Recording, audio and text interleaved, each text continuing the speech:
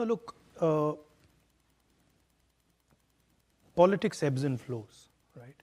And it's a contest, it's a competition, and you go up and down in that competition, and that's just part of it.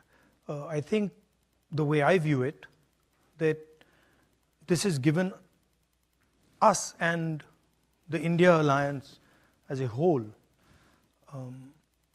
a lot of space to think about how we go forward. I think the politics in India has fundamentally changed. And so, from our perspective, what we see, and some people would agree and some people would disagree, but what we see is that there's a clash of visions. We don't agree with Mr. Modi's vision. We fight it. And for us, we are trying to now put in place the basic foundation, the basic building block of a new vision for the country. And the Congress Party has periodically done this. You know, it's not the Congress Party. I mean, if you look at the Congress Party and you compare it to other political parties, it has this ability to reinvent itself, right? So you look at the 70s, the Congress Party nationalizes the banks, and then it does a complete U-turn, you know, in the 90s, and then is going with liberalization, with, you know, open economic architecture. So I think there's a design element in the Congress Party that has been put in place by Mahatma Gandhi, and it has certain qualities as a political organization which are very powerful. I mean, I was watching the elections, and you know, there was a point in the elections when we sat down with our treasurer, and he was saying, look, the bank accounts are frozen. Now, you know, how are you supposed to fight an election if your bank accounts are frozen? And so we were like, okay, we're done. That was the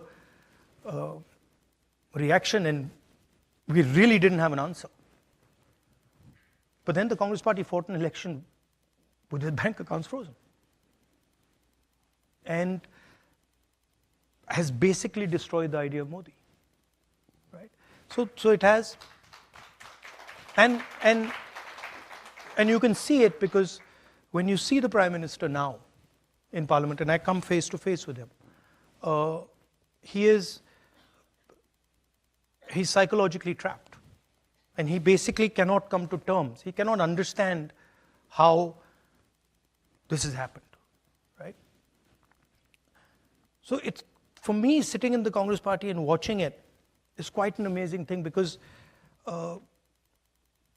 it's a political party, but then it's a whole set of ideas. And now looking back,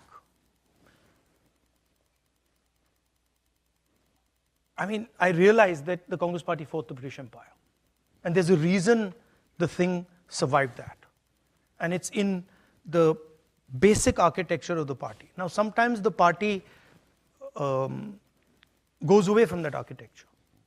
So I differentiate between the Congress idea, the Congress philosophy, value system, and the party organization. And they don't necessarily 100% overlap.